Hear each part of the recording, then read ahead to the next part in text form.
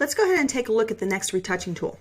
Click and hold on the Spot Healing Brush tool, and let's select Healing Brush tool. Okay, you'll notice the options bar or options panel changed a little bit, and this tool actually requires us to create a sample that will be used to make the corrections. You'll also notice that we can still sample just the current layer as we're doing, or like I pointed out in the previous tool, we could sample layers below. So we could, again, make a separate layer that's transparent, and we could make corrections non-destructively on a new layer. And again, you've got the option for pressure control if you're using a drawing tablet. Okay, let's go ahead and scroll down a little bit, and let's look at my dad's arm. We see some damage to the photo here on his upper arm, and again, with the Healing Brush tool, we're going to create a sample. It is similar to our Spot Healing Brush, but now we are going to pre-select our sample pixels, and this is going to include, when it creates our change, our correction, it's going to include texture, lighting, transparency, and shading.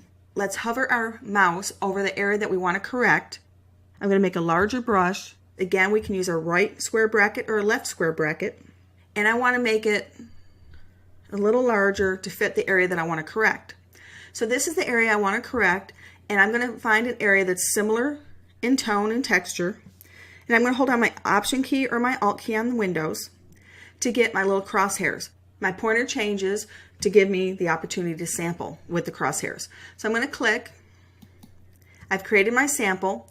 So now when I hover over the damaged area of the photo, you'll see that the correction is previewed inside the brush. So now when I click, and I'm going to go ahead and hold my mouse while I'm clicking, you see the plus sign. That was where I created my sample. So it's taking the area from where the plus sign is, and it's putting it in the area of the brush, and I actually get to see a preview before I commit to it. I'm going to go ahead and release my mouse, and my area has been corrected.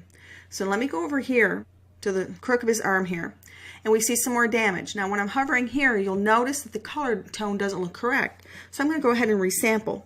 Again, Option key or Alt key. I'm going to click and release, and then move my mouse over the area that needs correction.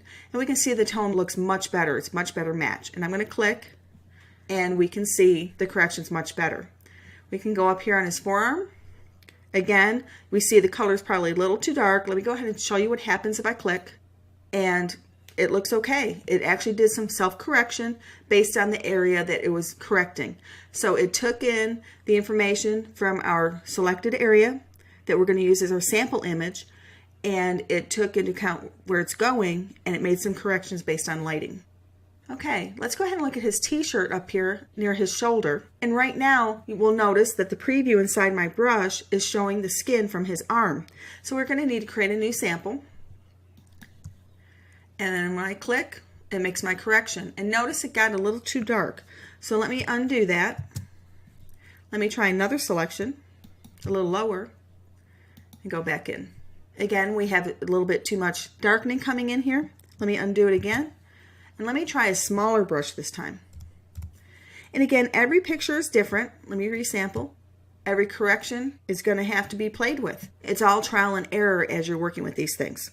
So let me reselect a sample point, and that looks a little dark to me.